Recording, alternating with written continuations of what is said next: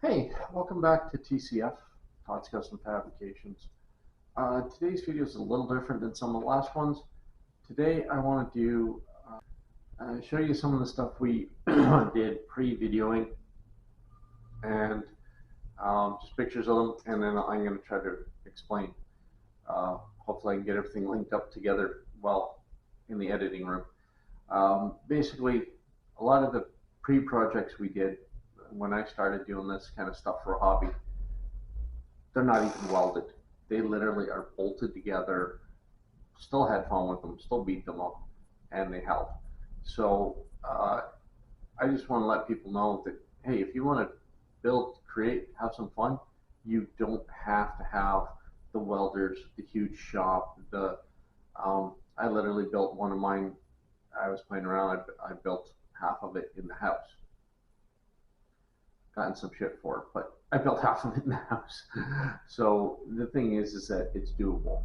You don't have to have the best, greatest of everything. You can do this stuff without having to do that. As long as you have the desire, a little bit of mechanical ability does help. But other than that, really, it's not too bad. Also, if you guys want, and you do want to get into projects, I love helping people. So hit us up. You can try it on the comments, and or you can, if you don't want it that public, you can go to our Instagram account and message me personally, and I'll get back to you as best I can and try to give you a hand. Tips, techniques, little things. I'm not a Class A mechanic. I'm not super at this. I'm your backyard mechanic. I'm the guy that goes running around, sees some junk metal here, some junk metal here, an old part there, an old snowblower here, an old lawnmower there. I take them home, and next thing you know, I've created something to have some fun with. Cheap builds, they're fun. I've gone and bought myself bikes. I've bought stuff, and believe it or not, I've had more fun with something I've created out of nothing. Just the joy of building it and actually, having it work. It's a scream. To me, that's a rush and a half. Um, that's what this video is about, and we'll show you what we can and can't, what can and can't happen, some of the different things you can do. Okay, so the first one on our list today is a go-kart I built. It was the very first one I built. I think my daughter was 3, and somebody had given me a really old, I think it was a snowblower, and then I ended up with a trashed riding lawnmower. The motor was gone in. So I took the rear end out of it, and I took the 3.5 horse snowblower motor, and we built this little thing. Now, I'm not sure if it's going to be here or here, maybe here. Hopefully, that's where the picture is. We'll see. Hopefully, you'll see. Anyways, what we did is we took this thing, and it's strictly built out of tubing, square tubing from a weight machine. Somebody was throwing one out, it was at the side of the road, and picked it up. So it's all chrome, metal, half of, not all of it, but most of it. And there's nothing welded on it. Nothing on this thing was welded. So I cut with a handsaw, and then I think I finally got myself a Sawzall. I cut out the brackets I needed. I cut out the base that the motor was sitting on. I got an old seat that was thrown out from the school. And then the rest is just made it like it's strictly, this whole thing was just spare parts I found sitting on the shoulder of the road. And what we did is we put it together. I was lucky enough that it was a toothed gear to a toothed gear. It wasn't overly fast by any means, but it was fun. So anyways, the way it's built, you can see my pedals in the second picture, just kind of funky cut out metal. put a bolt in the bottom of them, made them hinge, end the conversation. You can do that. You can bolt an old hinge to them, like get an old outdoor style hinges. The pedals are fairly simple. As long as you bend an edge to them to mount your cables to, beside your foot, and away you go. There's your brake, there's your gas, simple, easy. You can put the gas in your handles, which we've done in other ones. You'll see some of the other builds where you just use a bicycle brake, even squeak. Our current one, that's what the throttle is. It's a bicycle brake. And so it's up on the thing, you just squeeze with the finger and away you go. You don't have to have the twist. Like I say, you don't have to go broke. You can go and buy all the right parts if you want. But if you just want a budget build, pick up a couple scrap bikes, a couple scrap pieces, get what you want, get rid of the metal. If you're lucky, I mean, right now I'm in a major city and they still have 3 or 4 places to take scrap metal. It's not that hard to get rid of. And you even make a couple bucks sometimes if you're lucky. So it's win-win. So anyways, this one, basically I just kept, I found the width of I needed for the axle, found out where I needed the motor to line things up, just built a little frame. Just again, everything was bolted together with, just went to the nearest hardware store and bought nuts and bolts, lock washers, and the right size drill bit. You might want a couple of them if you don't have any way to sharpen them, and just go nuts. Drill your holes, line things up, get your chains straight. Most little, up here we have Princess Auto. We can get our chains for that kind of stuff really inexpensively and easily there. You might have to go to a bike shop, or you might have to go to I heard through other YouTube channels, you guys in the States have something called Harbor Freight or something like that. I haven't really looked into them yet. They might carry that kind of stuff too. I'm sure you'll find it somewhere. That's the one thing you may have to buy if you don't have enough chain or long enough chain. But again, if you have a chain and you line things up when you start, again, you can make it all fit and don't have to buy anything. It's really cool. So with this one, it was just basically, like I said, lawn tractor rear end and front end, and then I just connected all the dots, made a straight little tubular frame. The whole thing twisted and turned like crazy, but it never fell apart. Everything was bolted together. The metal and like side by side, so not on top of each other, but side by side with multiple bolts in it. I think if I were to do it again, I'd probably go on top of each other, just for the up and down. It gives a little more strength. I went side by side, again, not knowing. So yeah, eventually I had to, loose the bolts, straighten everything, tighten it back up. But it did well. It went down trails. I wouldn't say you could jump with this one, but you could definitely have, you get a young lad or a young girl that wants to, go play in your backyard and have some fun. This thing would have been ideal for them. So now the next one we have, I'm going to jump. I did a few 3-wheelers. Again, they were bolt togethers. I'll show you those guys later. But the other one that I really want to showcase today is this little guy here. He is actually built from an electric Jeep. Now, the old school ones actually had a little metal frame to them. Some of the new ones are all plastic, and everything's plastic, so you'll have to do more fabrication. But this one actually had the metal frame. So we cut the frame, we made it a little longer, lucked out, had some tubing that was just a bit bigger, slipped the old tubes inside the new tube, bolted it all together, built the little rack in the front for the steering, moved it over a little, found the seat that's in it. Literally, somebody had bought a new one at Walmart, thrown that one away because it wasn't car safe. It expired. It was wide enough; it fit my butt in it, fit my son perfectly. And then a neighbor gave me an electric, like a battery out of an electric lawnmower. So it was fairly flat, 12 volt. Had more than enough amperage. It was awesome. So we put that in. I mean, if you're lucky enough and you get it with the charger and the batteries still work, usually that's why people throw them out, because the batteries don't. But you can rewire them to 12-volt batteries. I don't know if Ditch and Mitch has it on his channel yet, but he made a drift trike, an electric drift trike, like a big wheel, out of one, and it's pretty sweet. I'll try to get a picture and pop it up on here if I can. But this one here I had built for Mitch, my son, a long time ago.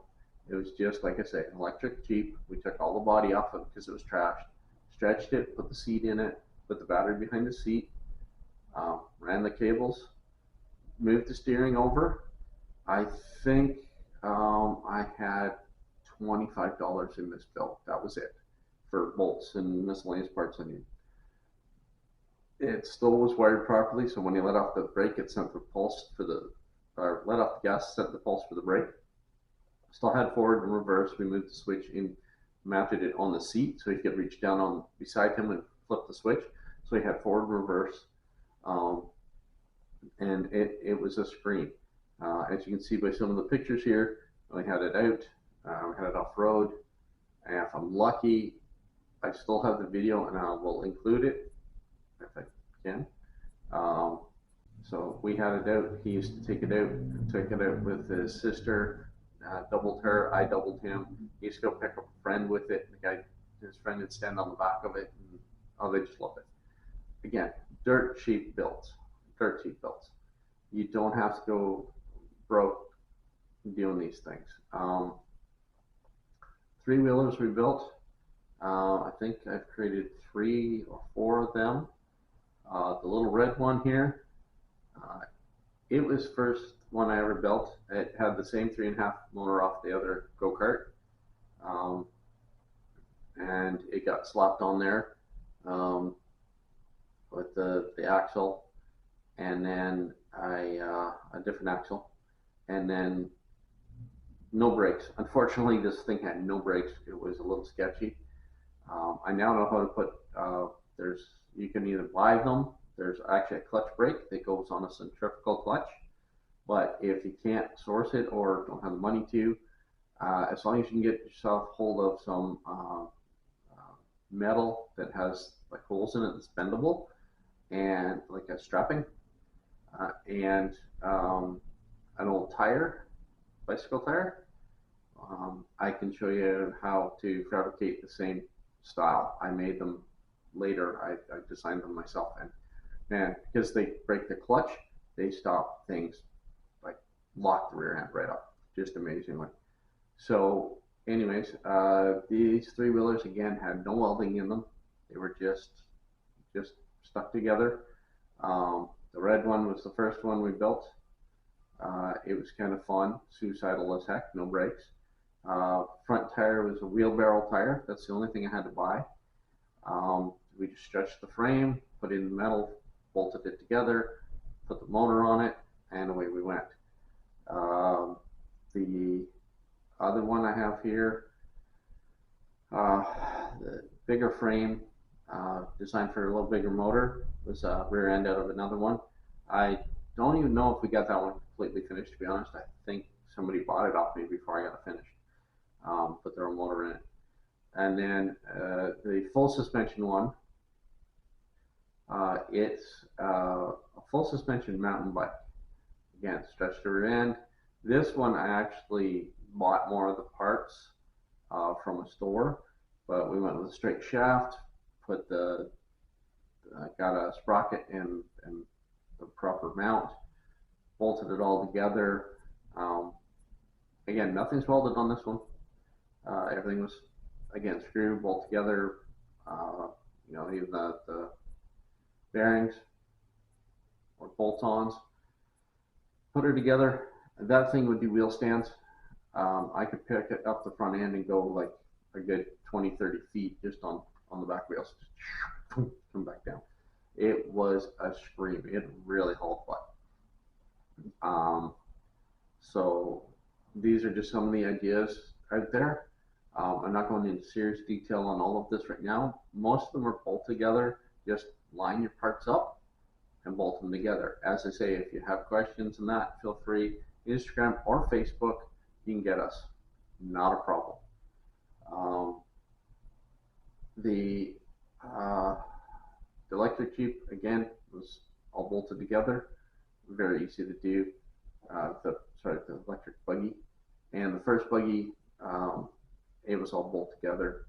All of these projects were put together without having to break the bank. Most of these projects were done. I'd say the one that had the most in it was the full suspension, and cost on it might have been $150.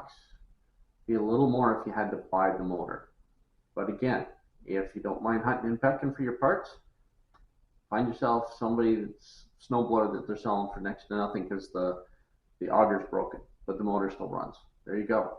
You're looking at least usually 6, if not 10 horse, more than enough power to do anything you need, and then you just go from there. You find a source for your clutch, and then you're buying the simple things. Now prices are a little higher now, but if you do the right hunting and packing, you can still put together a cart pretty cheap. Have fun with it. Still be safe. Our rule of thumb has always been, if it's open, do not put a seatbelt. If it's enclosed, so you have a cage, put a seatbelt. My reasoning for that, if it's open, I can bail my ass off it and roll away. If it's caged, I don't want to come half out of it and have it come down on top of me. So if it's caged or encased in any way, such as Squeak has a seatbelt in it. A couple of my other builds had seatbelts in them. But if it's open, if it's, just like a go-kart or, anything like that, three-wheeler, stuff like that, even the little electric one, if it doesn't have a cage, leave it open so that you can just lift the leg, throw yourself off of it, and let it go. You don't need to end up in the hospital because you're tied down to something that's only worth $100. Not really worth it. But if you go all out and you build a cage, even if it's a bolted cage or it's a welded cage, once you do that, you need a seatbelt. You need something to keep you in there so that you don't end up half out of it and getting crushed by your own creation. That's very important safety-wise as far as I'm concerned.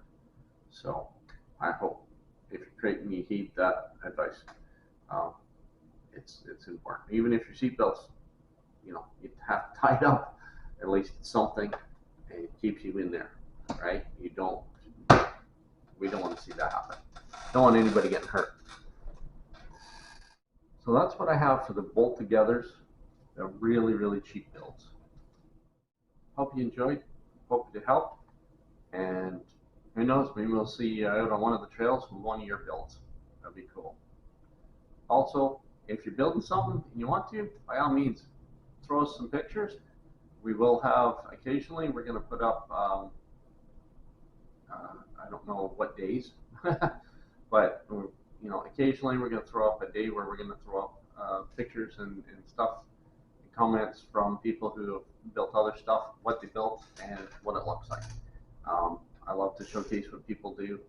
This is a fun hobby for everybody that's involved in it, and hey, you got something cool, let's share it to the world. All right, see you next video.